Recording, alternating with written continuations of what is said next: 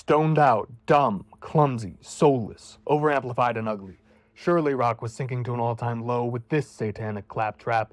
This was a review by Rolling Stones in the 60s about Black Sabbath.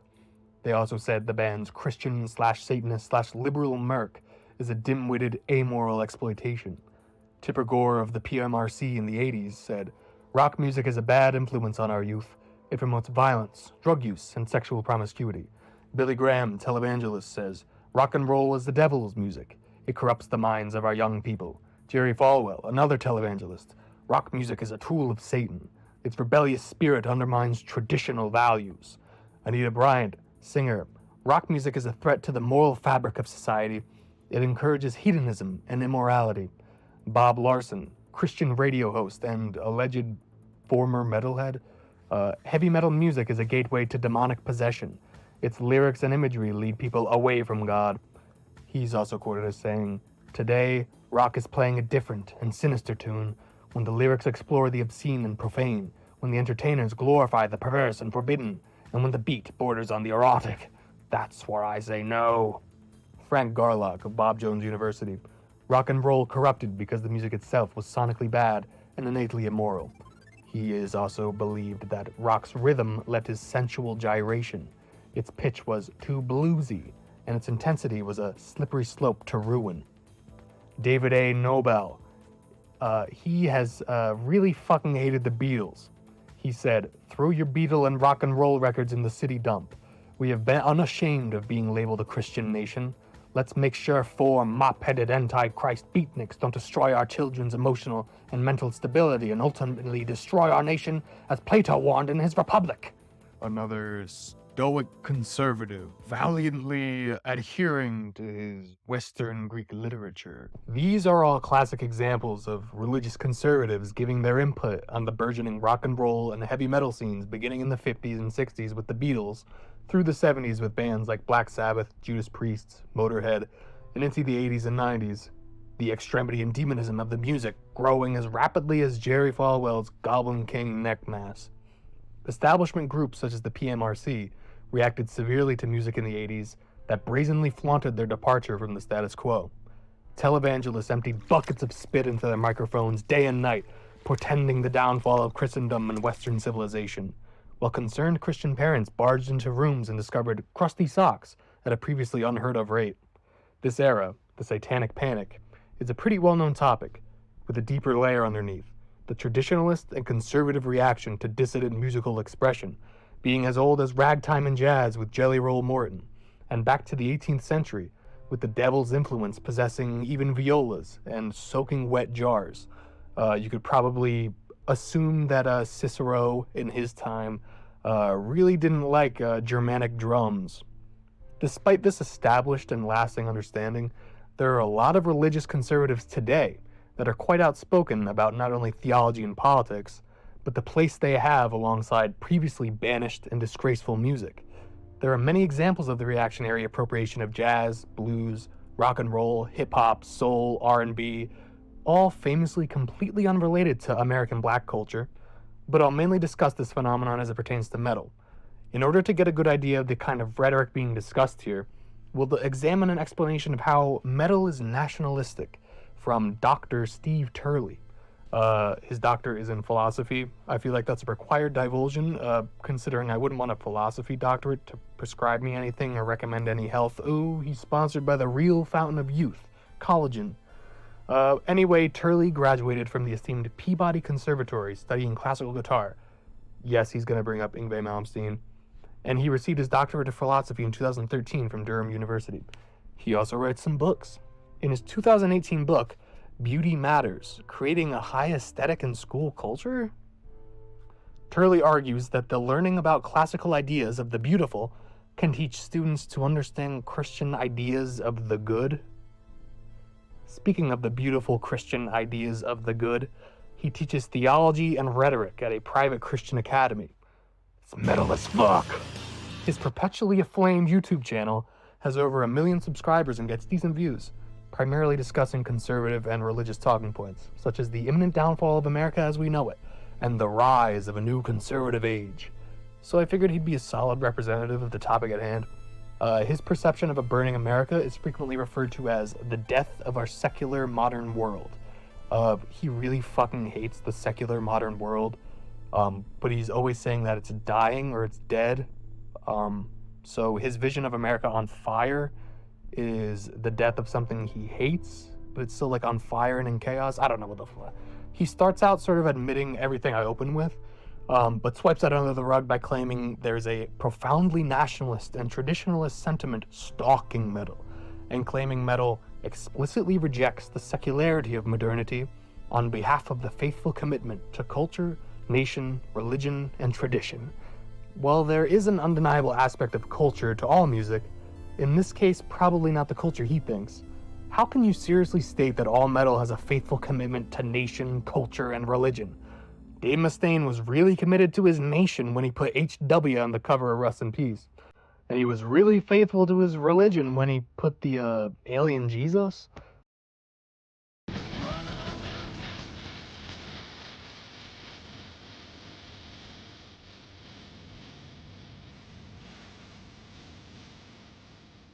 He goes on to mention metal can have a symphonic timbre and it draws to the traditional world of classical music.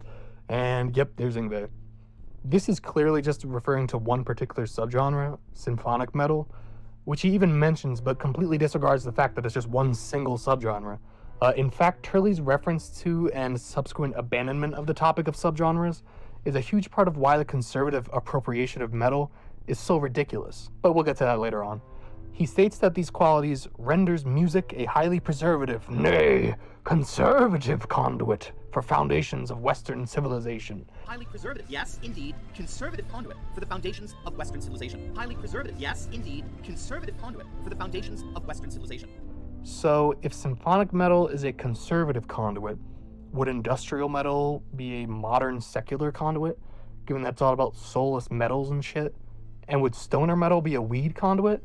Not even to mention all the countless demon conduits created by the extensive satanic and occult metal subgenres. He goes on to mention Iron Maiden as the vanguard of championing Western civilization and spreading its deep lore, such as poems and World War II.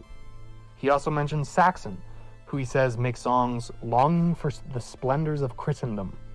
He says, particularly in Europe, metal provides a powerful platform for pre-modern and nationalistic sensibilities.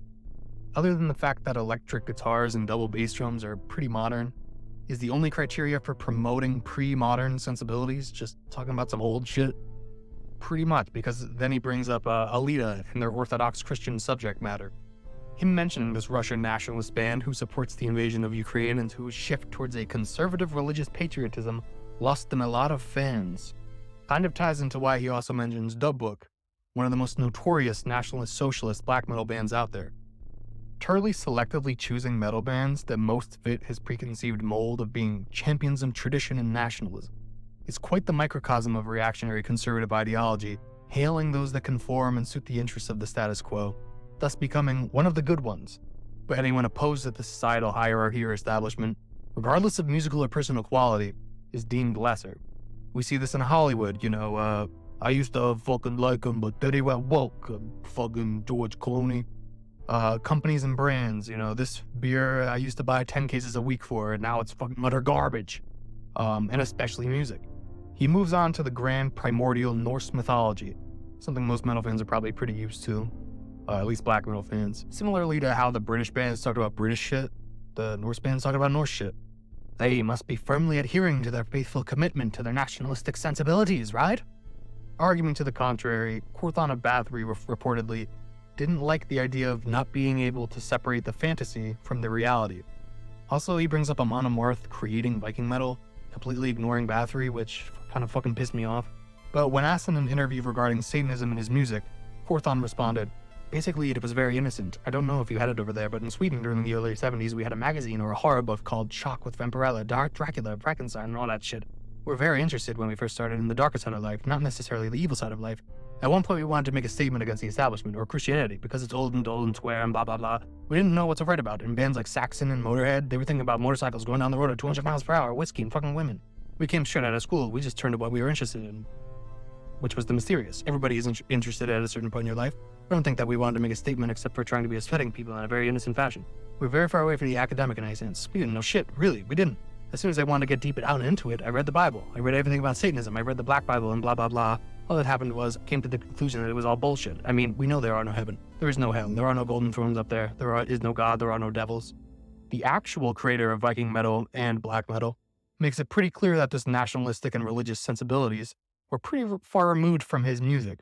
This sentiment is echoed widely in not only Scandinavian black metal, but metal in general. Vendors of Darkthrone, undeniable founding father of the second wave of Scandinavian black metal, was involuntarily voted into his Norwegian suburb city council, despite his consistent objections. Surely then hyper-nationalistic Norwegian would relish the opportunity to serve his nation, right? Quorthon also talks about people pigeonholing and assuming anything they can about the artist. Some say that I eat baby's flesh, drink blood, and live in a cave in the north of Sweden. Some say that I am a satanic neo-Nazi Viking. Some say I died in 1991 and was replaced by the record company. People were either saying that Bathory were the original black metal gods that wimped out, or Bathory was the creators of Viking metal with a satanic history. Everybody wanted to pin you down style-wise. In some ways, you have to make it clear that time is ever-changing. If you stand still for a long enough time, you're going to shit on your own shoes. That sounds really preservative, right?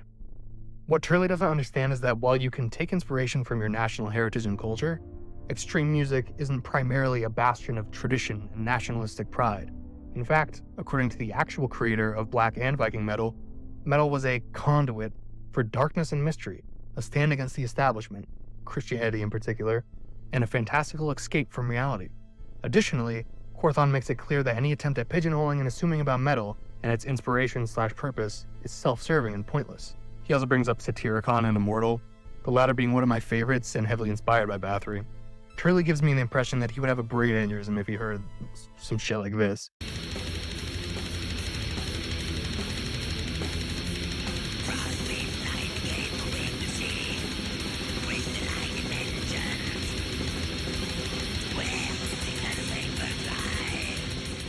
Immortal, along with many other Scandinavian black metal bands, primarily make music about ice and snow, the cold, mountains, snow, ravens, frost demon storms, and snow.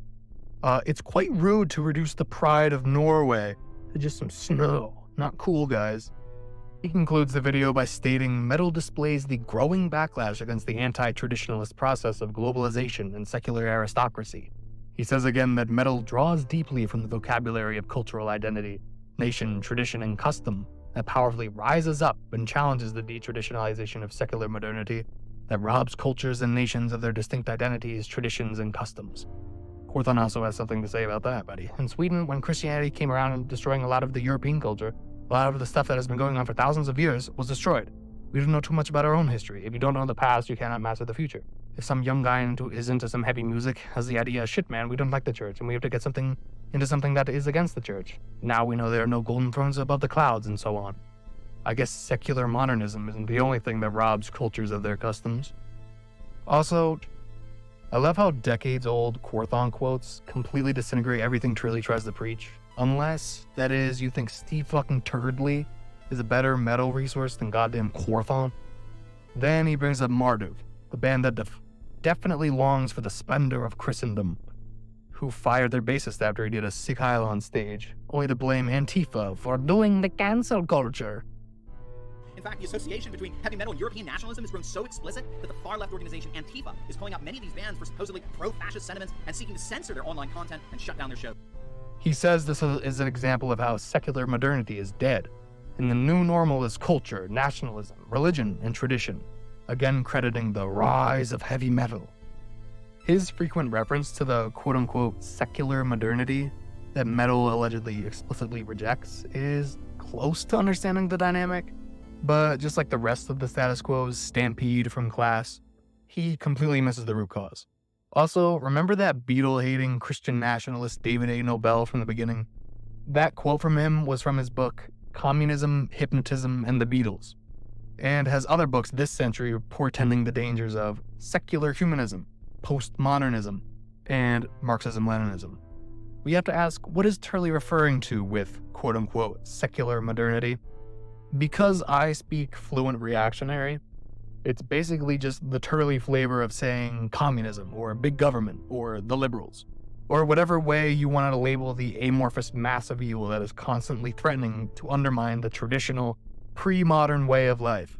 David A. Nobel says in his 1966 book, Rhythm, Riots, and Revolution, the Beatles, or the Mindbenders, for example, need only mass hypnotize thousands of American youth, condition their emotion to the beat of the music, and then have someone give the word for riot and revolt. The following scientific program is not exposed. Degenerated Americans will indeed raise the communist flag over their own nation. Nobel sees rock music as a subversive communist plot. In his 1973 book, The Marxist Minstrels, he accuses the Soviets of using an elaborate, calculated scientific technique aimed at rendering a generation of American youth neurotic through nerve jamming, mental deterioration, and retardation. It's the degradation of the world as we know it, and the only thing holding our civilization up are the brave efforts of those who show a faithful commitment to culture, nation, religion, and tradition. Secular modernity strips our culture of its worth and novelty, reshaping everything in its own image and leaving our lives hollow, representing nothing but the interests of the tyrants in control. Replace secular modernity with capitalism, and you got it, nice. Even the most ardent conservative can acknowledge there are problems in the system in which we live, problems that are so apparent and obvious that they get so close to the root cause, but instead get sucked into the whirlwind of reaction that requires causation to be ignored. These problems are not due to the moral degradation of our society via one undesirable influence or another, but due to the structure in which that society exists and to whose interests that structure serves. The current system of capital accumulation and profit-making leads to a commoditization of all artistic expression, including metal. The foremost quality a commodity must have is profitability, which becomes possible with the presence of an exploitable market, i.e. metal fans. Once the group of fans becomes financially ripe for the picking, in most Western cases this means getting middle-class, white fans, the attraction becomes commodified in pursuit of the most thorough extractions of profits possible. All aspects of what makes metal attractive to metal fans is measured carefully in consideration of its impact on profitability. Thus, the authentic and dissident nature of metal is sacrificed to the music industry in the pursuit of the highest profit possible. In the greater history of art, most art was done either for themselves or for society in general. When the creation of art is based on the goal of catering to moneyed interests, we see artistic freedom and expression bend to the will of the dollar. A raw and authentic album created by some working class guys for the love of the game is most likely going to be better or at least more novel than that same band's 15th album after years of monetary success. This is apparent in all parts of the music industry. Blues, formerly thought of as devil worship in the foul music of despondent blacks, garnered support from more affluent whites, eventually commandeering the musical style and turning it into a nationwide sensation. Rock and roll, also formerly enjoyed by the devils and blacks alike, gained support from more affluent whites and enjoyed decades of prominence. Even hip-hop, less popular with devils but demonized in its own right, eventually developed an affluent white audience and off to the races it went.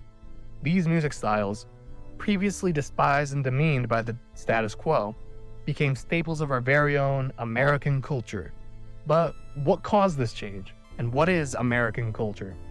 Through the process of commoditization, something that was viewed as the gateway to demonic possession becomes a product. What is the only thing that changed? Profitability.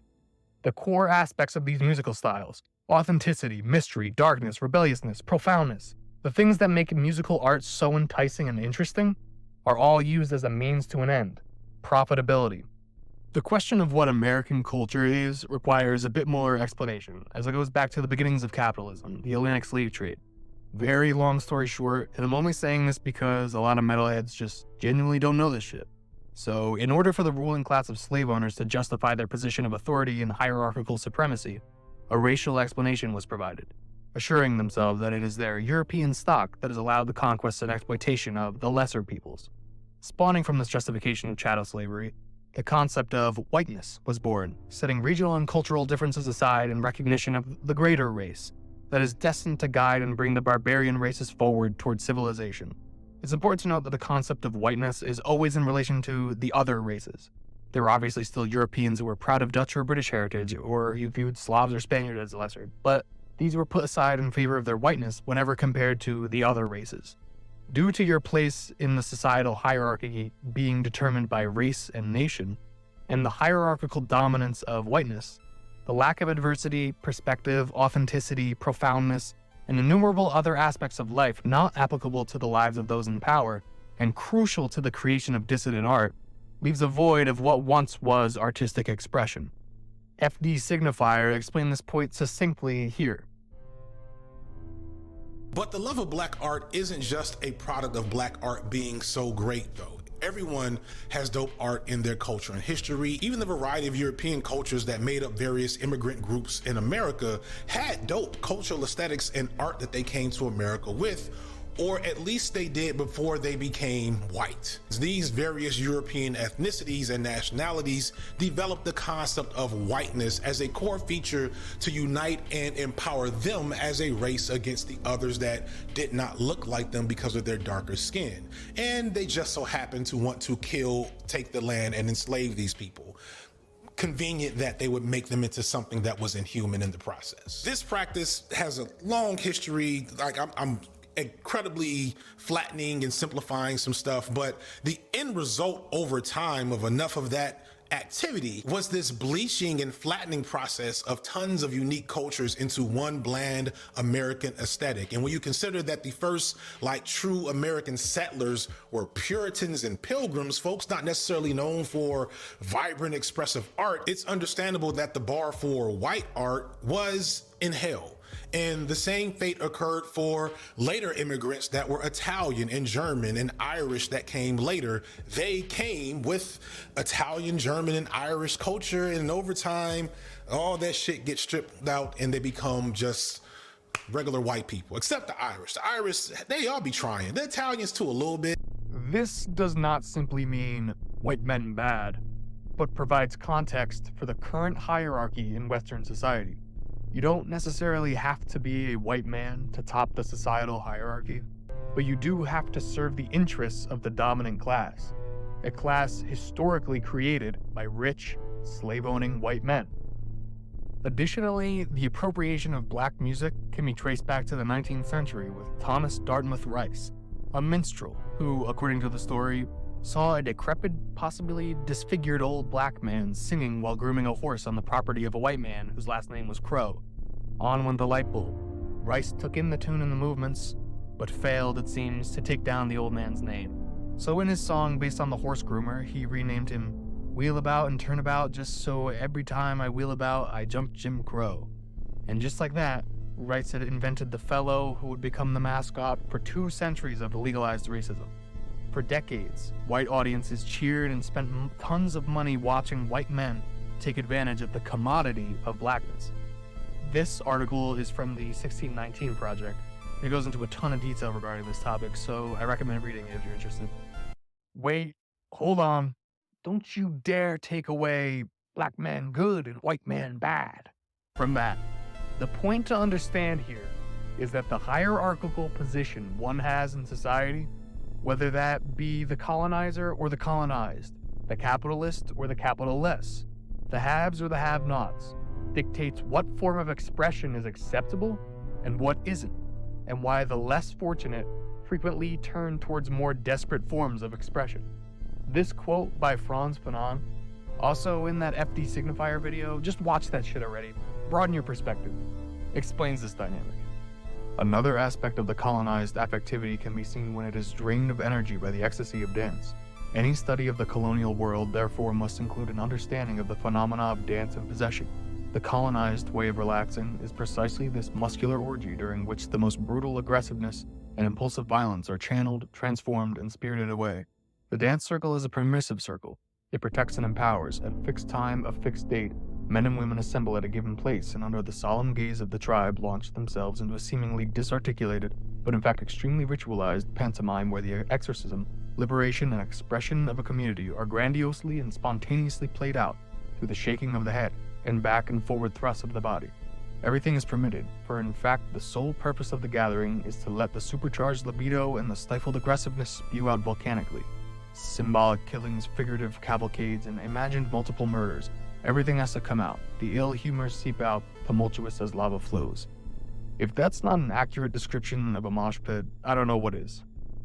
This is not to say that the conditions of working class, predominantly white people in the metal scenes and punk scenes, etc., were the same as the conditions of people under colonization. But the conditions of exploitation make fertile breeding ground for extreme music or, extreme forms of expression. So, how does this tie into what Turley was saying? All the mentions of Western civilization, nationalism, and traditionalism pertaining to metal are reliant on the condition that the dominant civilization/nation/tradition is in power and will always remain in power. As long as these conditions are met, go crazy. You can even do blackface. But not too crazy, or else we might need to assess your demon level. Metal, just like every other art form turned commodity, is either one of the good ones or a threat to civilization as we know it. It's why Turley has no problem praising any number of Nazi-sympathizing bands, but probably hates Rage Against the Machine for being too political. It's why Dave Mustaine of the 80s was a troublesome youth, but now is a God-fearing, red-blooded man's man. Religious fundamentalists, fascists, and supporters of the dominant socioeconomic hierarchy, in general, couldn't even handle jazz and early rock and roll. These groups are ideologically opposed to any subversive or dissident art form, and a fascist appropriating black metal is no different from an evangelist pastor appropriating rock and roll. Theirs is an ideology of repression and conformity, and will leech shamelessly from the creativity of those which they oppress to fill the void of expression they so desperately lack. First and foremost, metal is not a monolith. There are many different people with many different tastes and many different avenues of expression in the broad umbrella that is metal. Like previously mentioned, the subgenres making up metal as a whole are vast and practically limitless. Party drunkards, Lord of the Rings nerds, leather-wearing bikers, horror fans, nature lovers, and literally everything in between. There is a big, religious metal subgenre and multiple subgenres that, not only with Christianity, and there are good Christian metal bands, I have to admit that. But there are Buddhist and Muslim, and pretty much any, thought form is going to be expressed in the avenue of metal if you so desire. I want to make a whole video regarding subgenres and their massive significance in metal, but that was just a brief rundown. The unfortunate truth is that in this boundless expanse of expression, there are those who wish to express their nationalism and racial supremacy, notably National Socialist black metal. However, this does not mean there aren't those who wish to express their anti-nationalistic and anti-fascist views. Red anarchist black metal is the inevitable other side of the coin, if you will, with prominent bands such as Panopticon outright spitting in the face of nationalistic sensibilities. In an article on the Quietus by Kez Whelan, he discusses Panopticon's anti-nationalist stance, as well as some interesting words regarding bands incorporating native elements into their music, without insinuating cultural superiority. But none of these acts sounded quite as distinctly American as Panopticon, with Lund's unique fusion of bluegrass elements setting his project apart from his peers. Far from being a gimmick or a knowing wry mashup of disparate styles, there's an earnestness and authenticity to his sound that really shines through. After all, the combination doesn't seem too left field when viewed in context. Black metal acts from Norway and Finland frequently incorporated elements of their native folk music into their metallic din, so it doesn't seem too bizarre that an American black metal act would do the same. Thankfully, however, Lund has always rejected the nationalistic ethos that can often accompany such musical decisions. As if to eradicate any doubt, the first song on Panopticon's first record finds Lund howling, "The concept of nationalism robs us of our very nature," at the top of his lungs. Additionally, XVI or 16, I don't know what he goes by, but from the Swedish band Trespasser, said in an interview regarding nationalist socialist black metal, "Instead of focusing our energy on fighting a small, insignificant group of weirdos within a fringe subgenre of a metal subgenre, or even wasting all our energy on identifying as anti-Nazi or anti-fascist, we should put our energy into supporting the very few actual materialized revolutionary projects out there in the real world. They're not perfect according to anarchist theory. Don't think that I'm not painfully aware, but they need every bit of support they can get. Let's support, let's learn, let's import, let's implement. Don't be a Eurocentric racist bookworm." I think this picture is a great example of the range and vastness metal exhibits. You have a black guy with an atheist shirt. I don't know if any of you who grew up in a religious family experienced this too, but it took me way too long to discover atheists, solely due to their scary name, and a white guy wearing a Trump shirt. I know this is from 1991, but you get it. Both in the death metal band Suffocation. The primary criterion to be accepted or to make it in metal is authenticity. You gotta love metal. As much as I hate to say it, you gotta be true. If you do, anyone is welcome. But don't think this means you have a free pass to impose your self-anointed supremacy against whoever you deem lesser. Imposing hierarchies is probably the biggest problem in metal, which is why the inherent hierarchical structure in capitalism is naturally a detriment to metal. Not only is profitability incentivized over authenticity, but the arbitrary supremacy of Eurocentrism, patriarchy, heteronormativity, and orthodoxy weasels its way into a genre that's explicit purpose is to break those very same boundaries and societal constraints. Metal, just like any other dissident art form, is formed in large part as a response and outrage towards exploitative socioeconomic conditions. Making right-wing metal is essentially just performing an elaborate jester dance for your king, who may or may not enjoy the dance itself, but damn sure loves the fact that it's being done in honor of him. In one of the most blatant "no, you" attempts in history, Eurocentric racist bookworm Stephen Turley uses a thesis by Matthew Unger, The Ode to a Dying God, Debasement of Christian Symbols in Extreme Metal, to explain that due to metal's usage of pre-modern symbols of good and evil, such as upside-down crosses, Satan, and other biblical themes, they are in fact defiling and challenging the post-moral norms of modern society. In essence, any usage of anything deemed pre-modern is evidence of the monumentally influential and important impact of Christianity in the West. While Unger makes some decent points regarding the deconstruction of dominant religious structures, and thus highlighting how artists subvert conventional narratives, he fails to deliver a nuanced approach with subgenres, religions other than Christianity, considering metal isn't solely in the Western sphere of Christian influence, and any acknowledgement of metal pioneers such as Quorthon, whom clearly display apathy towards religion and Western values as opposed to a concocted reverence. Unfortunately, Turley contorts this thesis into sheer evidence highlighting the irony of how anti-Christian sentiment and symbolism is actually pro-Christian because, look, they use crosses! Ignore all this, it just means they like us! This point is so incredibly reductive and stupid that I think that's enough fucking Turley for today. Charles Hamm, the musicologist, said, "Since it is in the very nature of fundamentalism that ideological positions are simply announced to the faithful, who are expected to accept them without thought or question, it must fall to outsiders to challenge and contradict these pronouncements if they run contrary to rational discourse, scholarly objectivity, or the constitutionally protected rights of American citizens." I could assume that's the First Amendment, but...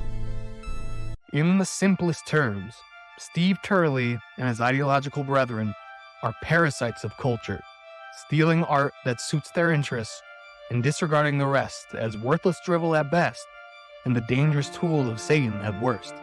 They don't care about metal, but about the use they can get from it, the consumers they can exploit, the preconceived notions they can affirm, the extreme artistic and emotional expression they can sap from those whom they wish didn't exist. You can be a conservative or a religious fundamentalist or a fascist that listens to metal, but metal isn't for you.